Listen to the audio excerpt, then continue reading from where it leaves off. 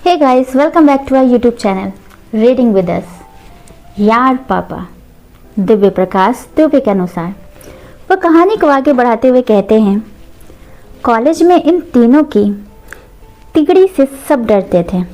अपने ग्रुप का नाम इन्होंने MGM रखा हुआ था। मीता, गजेंद्र और मनोज। कॉलेज के बड़े से बड़े सुरमा इनसे कभी पंगा नहीं लेते थे। मीता को हर महीने किसी ना किसी से नया प्यार होता। मनोज को पढ़ाई से कभी फुर्सत नहीं होती थी। उसको बर्दाश्त नहीं था कि उससे ज़्यादा कोई भी जानता हो। गजेंद्र अपनी एक दुनिया में रहता। उसको कोई लड़की चिट्ठी लिखती, मनोज और मीता उस चिट्ठी को मज़े लेकर पढ़ते और जवाब लिखवाते। उन चिट्ठियों में कभी लड़की का नाम नहीं होता, केवल शुरुआत का एक अक्षर होता। चिट्ठी डियर ए से शुरू होती। हालांकि इतनी अच्छी दोस्ती के बाद भी गजेंद्र ने कभी उस लड़की का पूरा नाम इन दोनों को नहीं बताया। मीता को तो ये भी शक था कि वो खुद ही चिट्ठी लिखता है और खुद ही जवाब भेजता है। प्यार कई बार एक जगह एक व्यक्ति पर आकर ठहर जाता है। गजेंद्र का प्यार ठहर गया था, दोबारा ना हुआ ना किया। इसीलिए उसकी एक ही शादी होने के बाद गजेंद्र ने तय कर लिया था कि वह कभी शादी नहीं करेगा। यूँ तो इस बात को बेवकूफ़ी ही कहा जाएगा, या कुछ लोग ऐसा भी कह सकते हैं कि यार ये आदमी तो प्रैक्टिकल ही नहीं है। प्रैक्टिकल लोग शायद जो करते हैं वो प्यार होता ही नहीं। बिना थोड़ी सी बेवकूफ़ी और पागलपन के प्यार थोड़े होता है। प्रैक्टिकल लोग धंधा करते हैं सर जी, प्यार नहीं। गजेंद्र ने ऐसा कभी नहीं कहा। कॉलेज के पास में सिगरेट चाय बेचने वाला आदमी ऐसा बहुत कुछ कहता रहता था।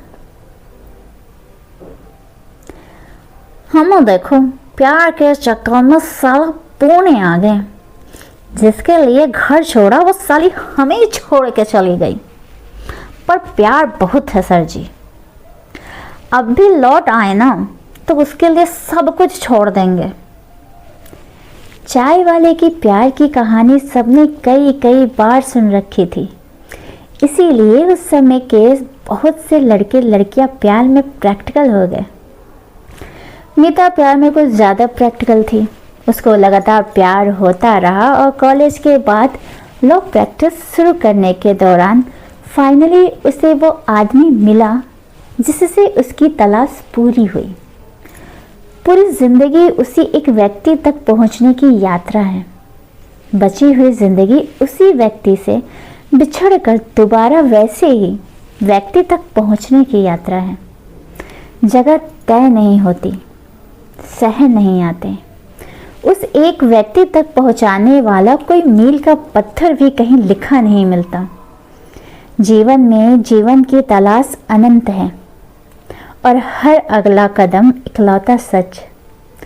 कई बार वो आदमी आसपास से यूं निकल जाता है जैसे अनजान भीड़ हो। तय बस इतना है कि वह व्यक्ति पास आता जरूर है और आप उस तक पहुंचते जरूर हैं। दो लोग एक अदृश्य तार से जुड़े होते हैं। ये अदृश्य तार ईश्वर जैसा कुछ है जो कभी बोलकर जवाब तो नहीं देता, लेकिन कई बार बीच के सवाल गिरा जरूर देता है। मीता की यात्रा तो पूरी हुई, लेकिन लंबी नहीं चली। मीता ने इतना डूबकर प्यार कर लिया था कि उसके बाद प्यार कभी हुआ नहीं। वो चाय वाला प्यार को लेकर जैसी सस्ती अनप्रैक्टिकल बातें करता था, असल में ठीक वैसे ही प्यार मीता को हुआ। दुनिया में प्यार के लिए सब कुछ छोड़ देने वाले लोग कम होते जा रहे थे। दुनिया की GDP बढ़ती जा रही थी। शेयर मार्केट गिर गिर कर बढ़ता जा रहा था। दिल वाले इमोजी बढ़ते जा रहे थे। दुनिया में प्रैक्टिकल होते लोगों का परसेंटेज बढ़ता जा रहा था। खुशी की दवाई देने वाले डॉक्टरों के पास महीनों महीनों वेटिंग थी।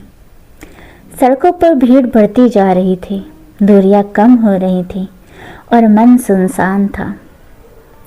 दुनिया बदलकर रोज नई हो रही थी, लोग पुराने हो रहे थे, पुराने सामानों में खुशी ढूंढ रहे थे, सबका कुछ ना कुछ कहीं खो गया था।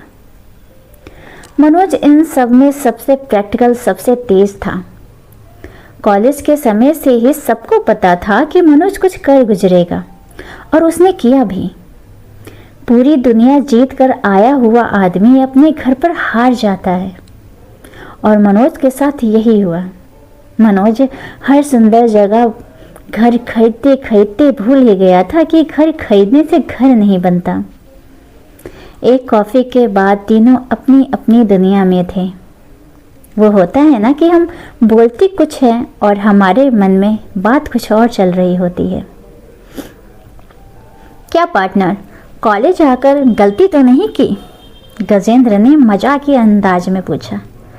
वो कहना चाहता था, यार एक साथ पहले जैसे कितना अच्छा लग रहा है।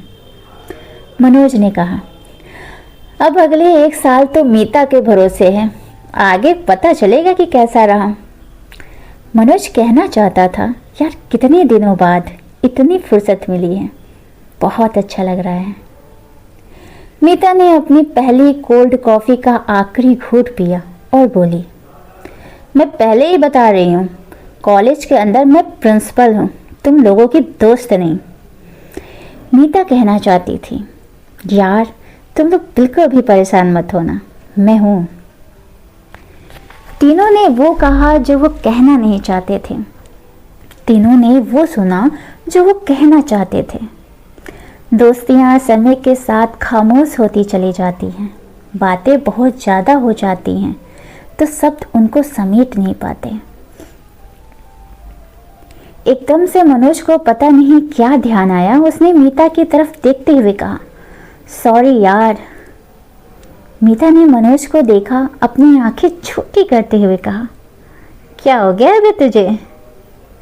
बे और तुझे, मनोज ने ये शब्द अपने लिए सालों बाद सुने थे। सुनकर उसको अच्छा लगा।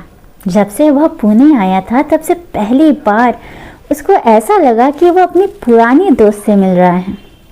इससे पहले कि मनोज कुछ बोलता, गजेंद्र ने कहा, पार्टनर क्या हो गया बे तुझे? ये सुनकर तीनों हंसे। मीता ने मनोज के माथे पर हाथ रखकर चेक किया। मनोज साल्वे और सॉरी, क्या हुआ बे? मनोज थोड़ा सीरियस हो गया।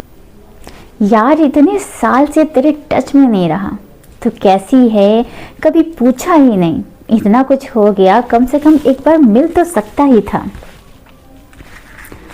मनोज कभी ऐसे सीरियस नहीं होता था। वो एकदम गजेंद्र और मीता चौंके। मीता ने उसको गले लगा लिया और शरारती अंदाज में बोली, अब ये ड्रामा बंद कर, गलती तो की है तूने, लेकिन ठीक है, अच्छा माफ़ किया। नहीं यार सही में। मीता ने मनोज को आगे कुछ बोलने नहीं दिया। तीनों दोस्त कुछ देर ट्रांस में रहे। एक समय जो बीत रहा था और एक समय जो आने वाला था, दोनों समय मिलकर एक हो रहे थे। मीता ने उठते हुए कहा, तो कल से कॉलेज शुरू।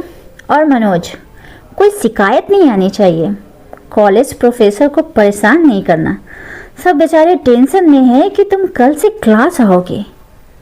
सो गाइस, आगे की स्टोरी नेक्स्ट पार्ट में है, ख्याल रखिएगा। धन्यवाद।